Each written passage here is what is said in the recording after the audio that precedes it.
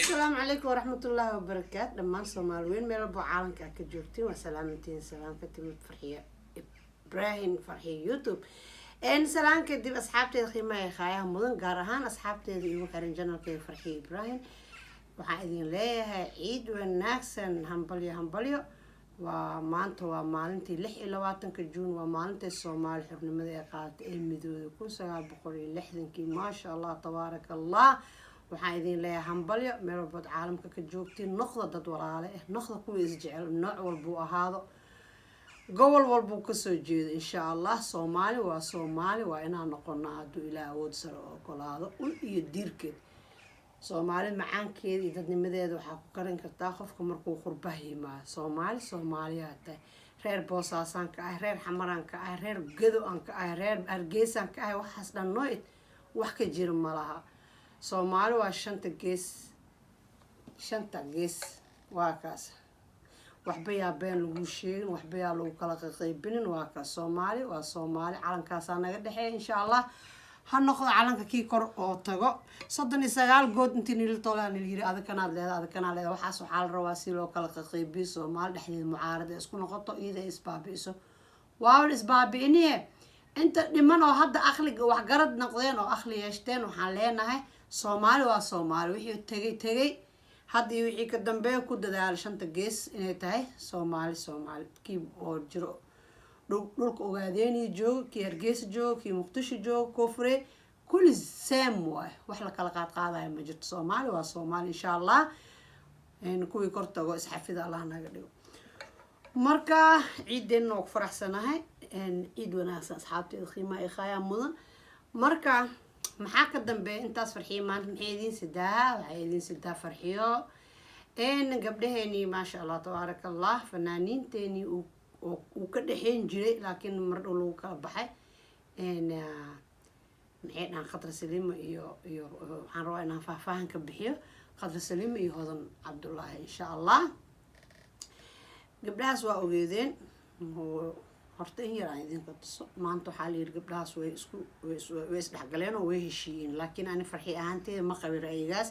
daawasho waxaan in yar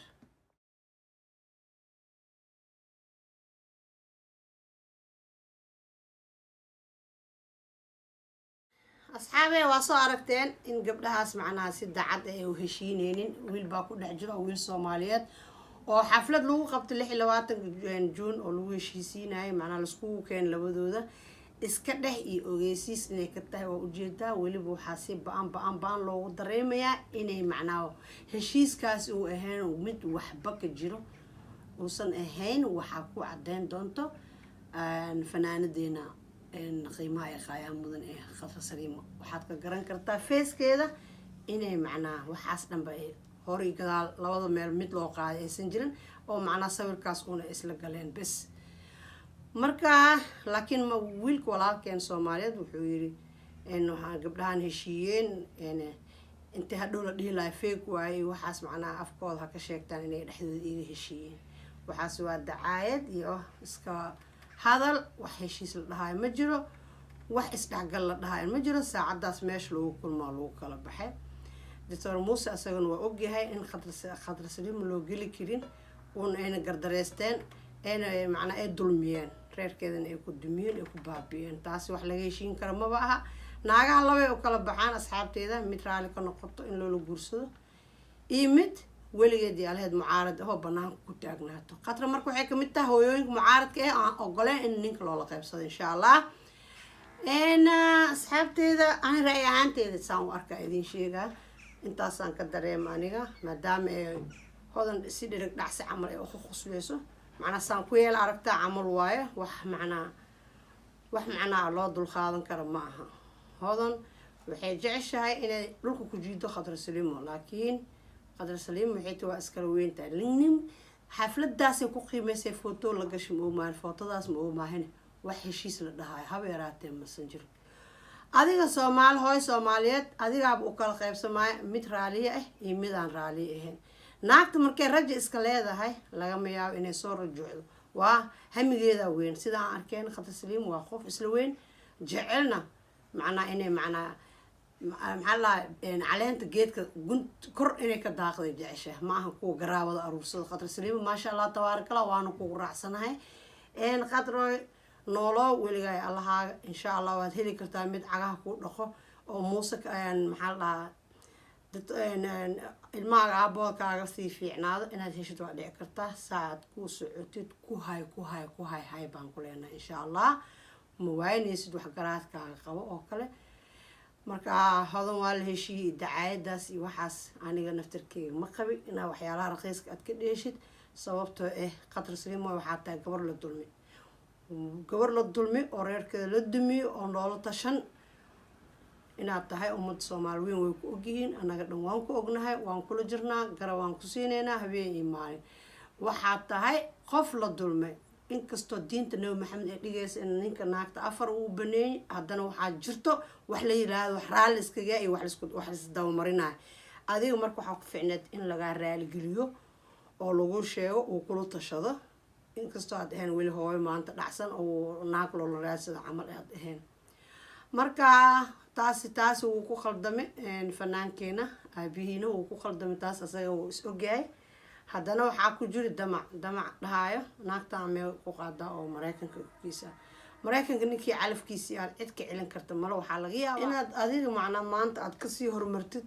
Mursal Muuse insha Allah marka wax walba calaf waaye meesha bariiskaaga u yaalan cidka oo macnaa ku diidi karto ma jirto marka maanta waxaa la soo dhoobay wax la dhahayo oo heshiiyeen gabdhahan macnaa Khadra Saliim qof saas ku dagaysa ma ahan Khadra Saliim wuxuu ku fiicneed in la weyneeyo loola tashado la soo dhaweeyo iyada u doonto in case hadduu aroos ah xataa waxay iyada lug ku leedahay ay ahaato laakiin asiga ma sameyn isdawmaris iyo isla laab iyo macnaa si dhalinyarinimo baashu ku qarxiyay saas darteed gabadhan uma maleynaa inay halkaas heshiis ku qaadan doonto laakiin waxa waaye bulsho weynta hortooda macnaa tus inaad waxba qabin waana run ninkaaga aad ku furi iyo naag kale wato haddee meel aad ku kulantiin waa isgiijine waa iska riixe mooyne maya laakiin hodan fiiri carabkeeda ilkay cadaynaysa indhaha isku qabanaysa edab darra oo qarsan marka asxaabteeda hodan walaasha Soomaaliyeed oo waliba fanaanada isla tihiin waxaa fiican inaa waji fiican kusoo dhaweysid qasalka iyo gadaalka markii waxa wareejinaysa yaree baasha waxaa laga yaabaa asaga naftarkiisa ninka odayga inuu kalgacayl kuu soo gelin uu dan kuu soo galay Mareykankaas iyo waxaas aad kusoo jiidataa laga yaabaa insha Allah marka waxa waa ilmahaas waa ilmo walaale idinka waxaad tihiin Soomaali weyn walaalaad tihiin idinkana meesha isla jooga marka insha Allah waxaa laga rabaa hodanay mar walba inaad nabadda ku dadaashid waxaa laga rabaa hodanay mar walba inaad jeeskii waxa wareejinaysid iska dhaaftid waxaa laga rabaa mar walba sida daacadda adduunyada aakhira ka dambayso si daacad ah dadka ku maamushid hadda sabab foot la soo galaysid si daacad aad isku dhiibtid ma ahan inaad kadaalka ka qosashid ama aad sida naaga lagu yaqiin aad sameeysid waa khaladaas marka kolay aan farxi ahaan saasaan u arkaa qof macnaa daacad ee uma ekid maanta sida aan sawirkaada ka arkay walaashay macaan daacad noqo insha Allah waxaan ilaahay kaaga baryaynaa dadkii daacad noqdo Khadra Saliim daacad isku noqdo inaa noqotiin Khadra Saliim ilaahay waxaan u baryaynaa idin erid qeyr qabto erid geeriyaad ahayn oo mid macnaa oo Mursal u dhaameynay hesho insha Allah Mursalna waa hooyada ilmeheeda aabbo saddex wiil aadan aabbahooda waa sahal kuma go'o asagana waxaa la rabaa inuu siiyo maamadii koowaad waaye tixgelin aad iyo aad u ballaaran inuu siiyo xaaskiisii hore ee Khadra Saliim waa hooyo mudan in la ixtiraamo waa hooyo mudan oo soo halgantay in badan ka kaalmeysay in badan ku soo shacbixisay inay macnaa iyada iyo Mursal inuu kusoo sawirto saddex wiil aadan ay kusoo dhashay insha Allah marka hooyooyinku waa kala yihiin waa hooyo dhib badan iyo hooyo daacad ah marka Khadra Saliim waxay ugu horeysaa hooyooyinka daacad ah ee nolosha runta ee la wadaagta Mursal waxaan qiyaaliga ee la wareegaysa fartuun iyo waa ku kaxeynaa ee qalbi iska xadida iyo soo jiidasha ee kuwada waa ku kaxeynaa waxa dhan ay Mursal ku wado waa ku kaxeynaa waxay kusoo jiidato dhanba waa ku kaxeynaa marka insha Allah wixii baxaaya wixii oo ilaahay u qoraan tagay Mareykanka ilaahay macnaa waxaan ugu baryeynaa insha Allah bismillaahil kariim in noqdo dadkii macnaa si nabad ay ku dhaqmo Khadra Saliim adina ilaahay waxaan kaaga baryaa inuu albaab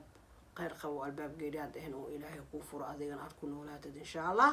mid noloshan ku dhaamo waxaan dhanba ku hilmaasi waa lagaa dareemaa inaad tahay qof careysan waa lagaa dareemaa inuu heshiiskaas iyo ninkaas kaamirada uu kaasoo ay tahay mid lagu qasbi ma fahmi qofka caaqil ah ee waxgaradka ah laakiin qofka kale wuxuu dhahaa waa isla joogaan maanta waa heshiiyeen maya ani si macnaa si ba-anaan kuu firi waxaan aan qofka ogaaday in macnaa qancin ay kaa tahay sawirkaas ninkaas askaa codsada aada la gashay waaya maam soomaaliyeed soo dhawow amba nafteeda uma qaadi lahayn waa ku saxsan tahay taasoo kale in ninkaaga lagaa qaato oo haddana sawir lagula galo wax macquul ah ma aha insha allah